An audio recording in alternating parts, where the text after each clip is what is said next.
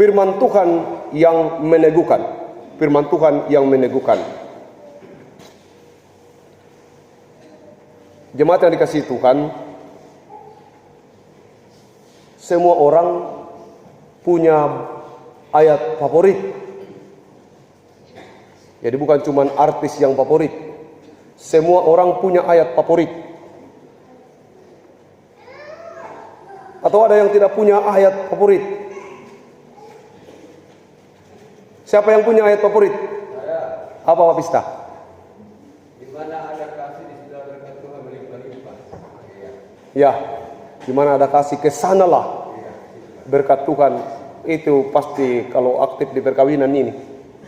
Itu selalu dibacakan kalau perkawinan, toh. Di mana ada kasih kesanalah Tuhan memerintahkan berkat. Sehingga keluarga yang tidak punya kasih tidak ke sana, kan diperintah itu berkat. Ada lagi yang punya ayat favorit? Paparkan dulu baru Pak. Ya. Jadilah garam dan terang dunia. Sudah 2 ayat favorit. Silakan mula.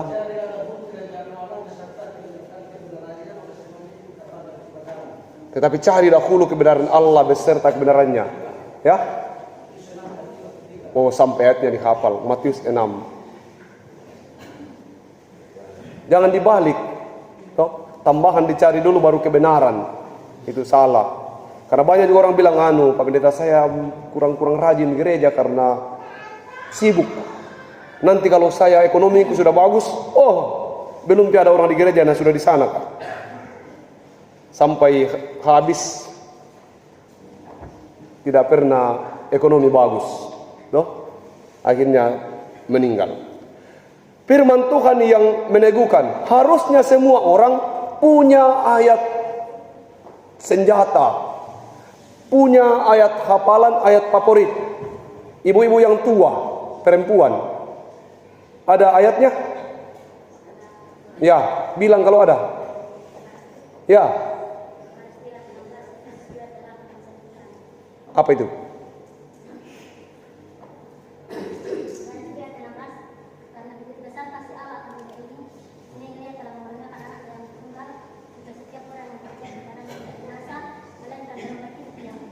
Oh iya.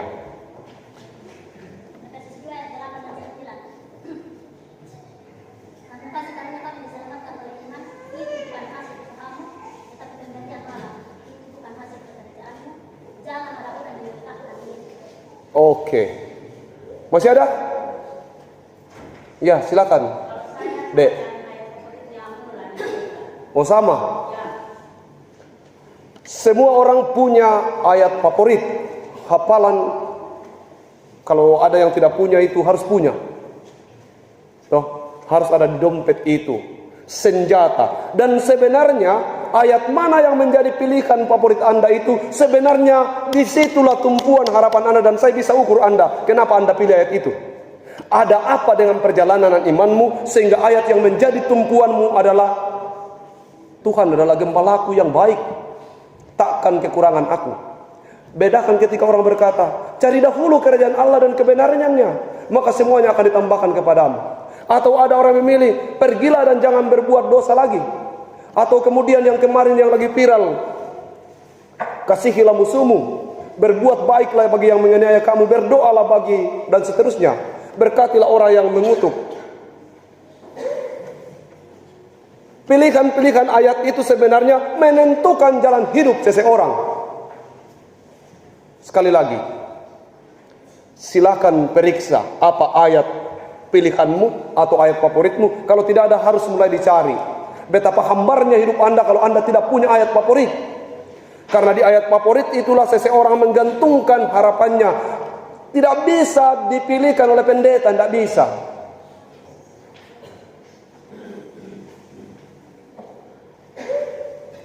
Aku melatih diriku sebelum aku memberitakan, agar sesudah aku memberitakan Injil, aku sendiri tidak dihina. Itu untuk saya misalnya. Dan ada banyak, itu sesuai dengan keberadaan kita masing-masing. Jemaat yang dikasihi Tuhan,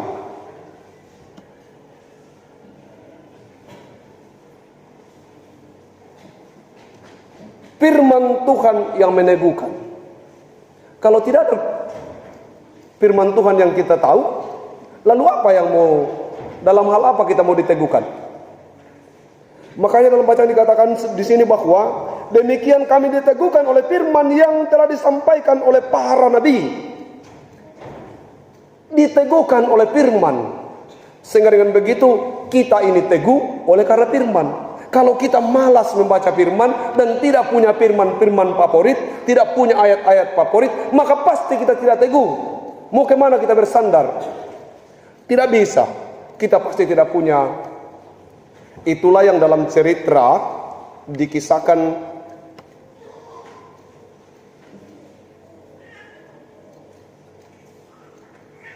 ayat Alkitab yang katakan, mintalah maka akan diberi padamu, carilah maka engkau akan mendapat. Terdapat di mana? Hah? Iya. Jangan sampai kalau dari bapaknya dia bilang Matius, akhirnya nanti Sakeus. Matius berapa? Matius 6? Ya? Matius 7, 4, 5, 2, 3. Kayaknya. Ya? Cari dulu. Matius berapa?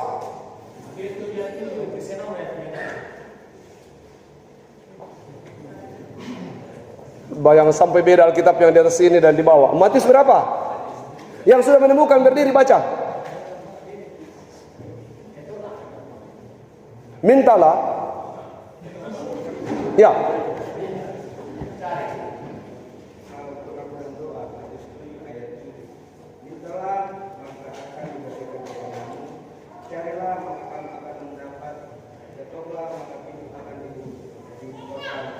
Matius 7. Oke, terima kasih. Suatu hari di sebuah bis kota sangat berdempetan dua orang muda-mudi, cewek dan cowok. Waktu mereka berjalan panjang itu dalam bis kota, laki-laki ini berusaha untuk merayu cewek ini karena memang laki-laki ini cukup ganteng dan perempuan cukup cantik. Dalam perjalanan itu tak satu pun kata yang terucap. Lalu kemudian rasa itu ada dalam kedua-duanya, ingin sebenarnya bertegur sapa dan ingin memulai proses berpacaran. Tapi katakan, "Dek,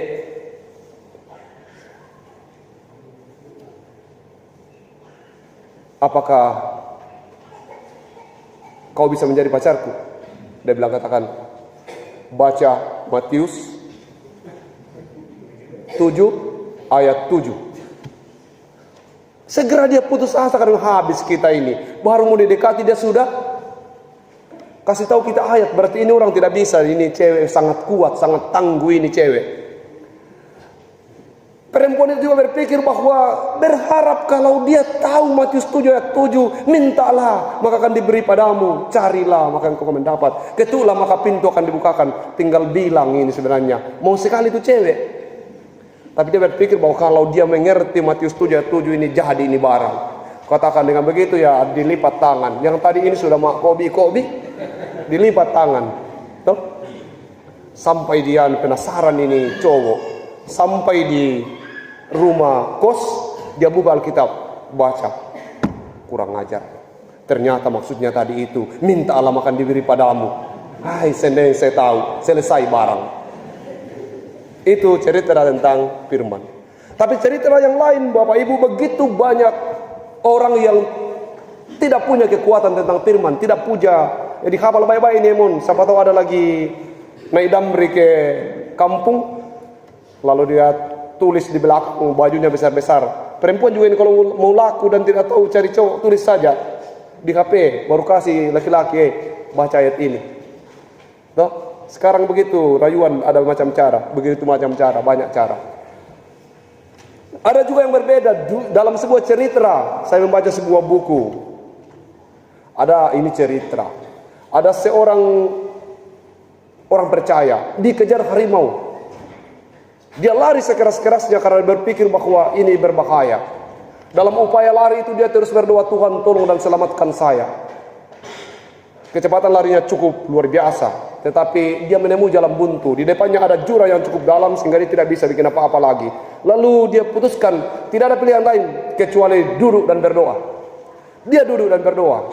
Harimau itu tiba juga. Waktu dia berdoa, dia sengaja doanya panjang, berharap bahwa dia tidak dimakan oleh harimau. Sesudah dia buka mata, betul-betul dia yakin bahwa Tuhan begitu baik.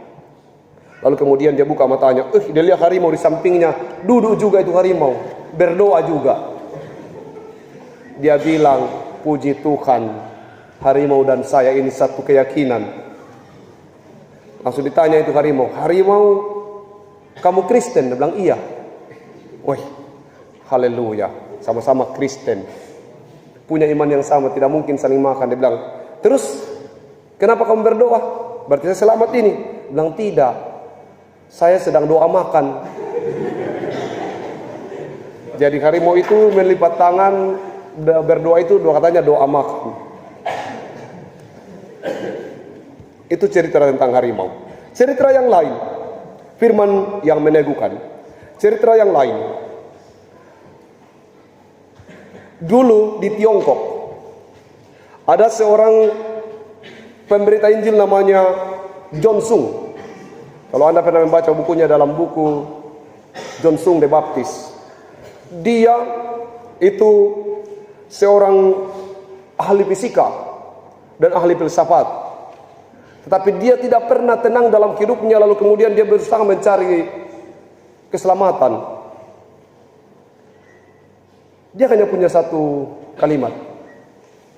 Dia menemukan sepotong Alkitab, lalu menemukan sebuah tulisan, pergilah, dosamu sudah diampuni. Keputusan itu yang membuat dia mencari tulisan dari mana ini. Pergilah, dosamu sudah diampuni. Seluruh buku hampir sudah dibacanya, tetapi dia tidak menemukan kalimat itu. Entah petikan dari mana kalimat ini.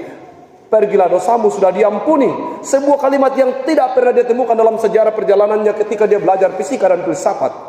Lalu kemudian ternyata dia menemukannya dalam Alkitab. Dia memutuskannya untuk kemudian meninggalkan kesibukannya di kimia, fisika dan filsafat, lalu kemudian menjadi pemberita Injil. Tapi keputusannya itu membuat dia harus masuk rumah sakit jiwa karena dianggap gila. Orang secerdas dia kemudian harus masuk rumah sakit jiwa. Sesudah dia keluar dari rumah sakit jiwa dengan keputusan, karena 40 kali dia bisa membaca Alkitab hanya dalam jangka 1 tahun. Dia bisa tamat membaca Alkitab dengan 40 kali jenis penafsiran berbeda. Lalu ketika dia keluar dari rumah sakit jiwa, dia mengambil seluruh ijazahnya lalu menyerahkan kepada bapaknya. Ini milik bapak, bapak yang sudah mengajari saya tentang semua ini. Saya sudah menemukan ijazah baru dari rumah sakit jiwa. Satu kalimat yang kemudian dia membuat dia untuk meneguhkan dirinya untuk mencari, pergilah, dosamu sudah diampuni. Di kampung saya dulu, waktu kekristenan masuk, orang tidak tahu membaca.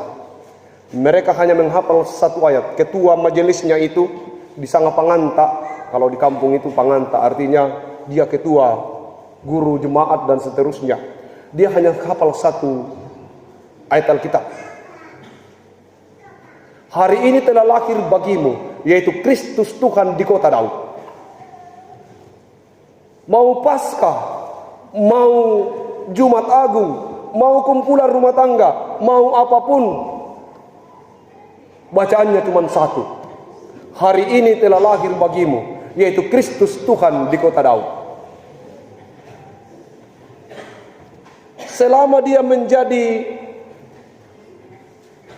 panganta satu saja dalam tema yang berbeda. Sekali lagi saya ulangi, mau kumpulan rumah tangga, mau ibadah pengucapan syukur, ya kalau Natal kan cocok.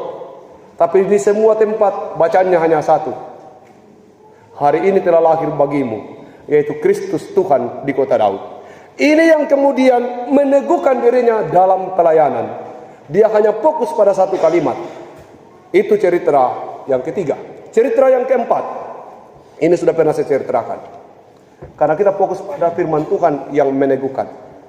Ada 3 orang belajar filsafat. Lalu kemudian dalam pelajaran filsafatnya itu diajarkan tentang adanya Allah Tritunggal. Mereka diajari tentang Allah Tritunggal. Jadi mereka bergeser dari orang tidak percaya, toh, namanya ateis, pindah mau masuk ke Kristen. Yang diajarkan itu ada Tritunggal, 3 tapi 1. Pada saat masih di tempat belajar dia masih tahu itu Allah Bapa, Anak dan Roh Kudus. Tapi waktu mereka pergi mereka lupa. Ini 3 orang ini hanya tahu bahwa itu yang kita sembah itu 3 Tritunggal. Makanya mereka kalau berdoa setiap akhir doanya selalu ditutup begini. Engkau yang 3 dan bertiga di atas, kasihanilah kami yang 3 dan bertiga di sini. Amin. Hanya itu saja doa. Engkau bertiga, kasihanilah kami bertiga. Maksudnya itu Allah Bapa, Anak dan Roh Kudus, ya kasihani kami yang 3 ini. 3 dengan temannya. Mereka kemudian berjalan, seluruh persoalan diselesaikan dengan doa yang dikunci itu tadi. Engkau bertiga, kasihanilah kami bertiga. Amin. Doa sepanjang perjalanan itu, sepanjang tahun mereka memakai doa itu. Lalu akhirnya mereka bertemu dengan seorang pendeta, katakan, oh kamu salah. Yang benar itu adalah 3 itu Tritunggal. Lalu kemudian berdoalah dalam konsep seperti ini. Diajarkanlah doa Bapa kami. Tapi perjalanan bertiga itu berakhir pada selalu banyak pergumulan. Ya, doa Bapa kami menurut mereka itu selalu tidak dihafal, selalu salah-salah. Lalu katakan begini, dulu waktu kamu bertiga dan kami bertiga, engkau bertiga, kasihanilah kami bertiga, semua masalah selesai. Sekarang ini pengetahuan kita semakin banyak yang kita tahu. Doa Bapa kami sudah diajarkan, pengakuan rumah sulit, 10 hukum dan lain sebagainya, sudah begitu banyak. Tetapi masalah makin banyak. Mari kita kembali ke doa kita. Engkau bertiga, kasihanilah kami bertiga. Amin. Beberapa hari yang lalu saya memposting sebuah tulisan dengan bunyi seperti ini. Bangsa Perjanjian Lama, teologi hukum Taurat. Itu ada hubungannya dengan yang lagi viral di media sosial atau di Indonesia. Bagaimana hukum mati terhadap seseorang. Sungguh seharusnya sebagai orang percaya kita sudah harus diteguhkan bahwa bolehlah hukuman mati berjalan secara lembaga atau secara pengadilan. Tetapi sebagai orang percaya harusnya keluar dari mulut kita bahwa kami sudah mengampuni. Itu. Sehingga saya mengatakan kita ini adalah bangsa Perjanjian Lama yang masih menggunakan gigi ganti gigi. Hukum gigi ganti gigi itu adalah proses balas dendam. Kristus mengajarkan, engkau sudah mendengar bahwa gigi ganti gigi, tapi aku mengajarkan kepadamu, kasihilah musuhmu dan berdoalah bagi orang yang menganiaya kamu. Firman itu yang harus meneguhkan kita. Mari belajar bahwa Kristus melakukan itu. Karena begitu besar kasih Allah akan dunia ini, sehingga ia mengaruniakan anaknya yang tunggal, supaya setiap orang yang percaya kepadanya, hanya yang percaya kepadanya saja, tidak binasa, melainkan beroleh hidup yang kekal. Di satu pembinaan saya berkata, ada orang bertanya kepada saya, Pak Pendeta, jadi bagaimana dengan orang yang tidak beragama Kristen? Apakah diselamatkan atau tidak? Kalau saya jawab mengatakan tidak, maka marahlah mereka. Karena mereka punya keluarga dan saya juga punya keluarga yang tidak Kristen. Kalau saya tidak jawab di mana letak saya sebagai seorang pendeta, maka saya harus menjawab. Tapi bukan saya. Saya bilang, kalau yang itu saya tidak bisa jawab secara pribadi. Tapi kalau saya mau jawab, saya harus memakai Alkitab. Maaf, Anda tidak boleh marah. Karena Alkitab bilang, akulah jalan kebenaran dan hidup. Bukan Pendeta Basma yang bilang. Tidak ada seorang pun yang sampai kepada Bapa kalau tidak melalui aku. Kalau saya yang bilang, saudara pasti marah. Tapi yang saya sampaikan ini adalah apa yang Alkitab bilang. Ini harus meneguhkan kita. bahwa sebagai orang percaya, jangan lebih dominan pemikiran kita, penjelasan teologi kita, lalu kemudian mengatakan ini dan itu, padahal sesudah kita baca Alkitab, kalau kita bilang tidak akan ada yang sampai kepada Bapa kalau tidak melalui aku. Bagaimana prosesnya? Ya Bapa yang akan atur. Kita tidak bisa menghakimi, tugas kita adalah memberitakan firman Tuhan. Tuhan memampukan saya dan saudara untuk teguh dalam firman. Yang terakhir, ini berhubungan dengan pribadi saya. Begitu banyak orang bilang, dan itu sampai ke telinga saya, dan saya tidak tersinggung dengan itu. Pendeta Pasma itu kasar dalam khotbah dan banyak hal. Saya bilang benar, saya tahu itu. Waktu ada dosen dari Staken datang juga kami mendiskusikan itu. Baru dalam jawaban saya terhadap banyak orang begini, siapa yang kalah bijak Salomo?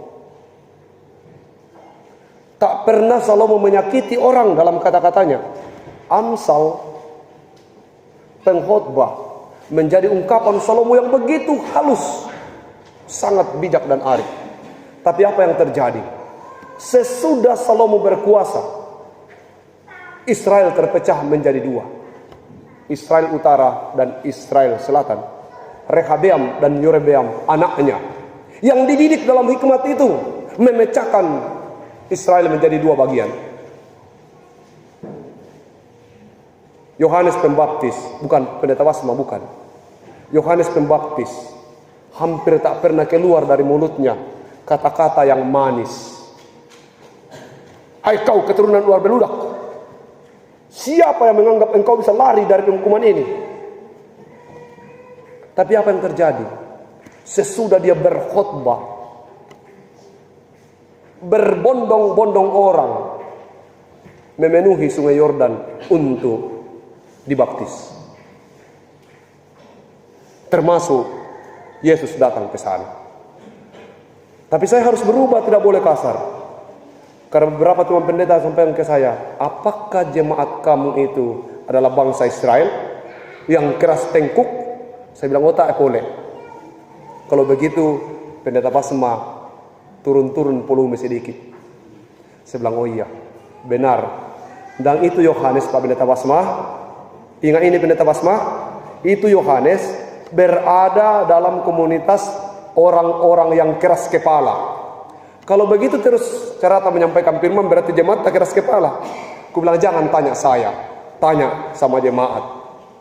Kalau mereka masih keras kepala, ya Yohanes Pembaptis yang datang. Kalau mereka sudah merasa tidak lagi keras kepala, berarti Sakeus dan teman-temannya yang datang. Hari ini keselamatan sudah ada pada dirimu. Itu kekuatan banyak orang. Hari ini keselamatan sudah ada dalam keluarga ini. Kalau semua keluarga bilang begitu, ini ayat keluarga, maka tidak akan ada lagi keluarga yang tidak menikmati hubungan yang akrab dengan Tuhan. Selamat merayakan sengsara pertama. Tuhan memampukan kita untuk memaknai sengsara ini. Amin.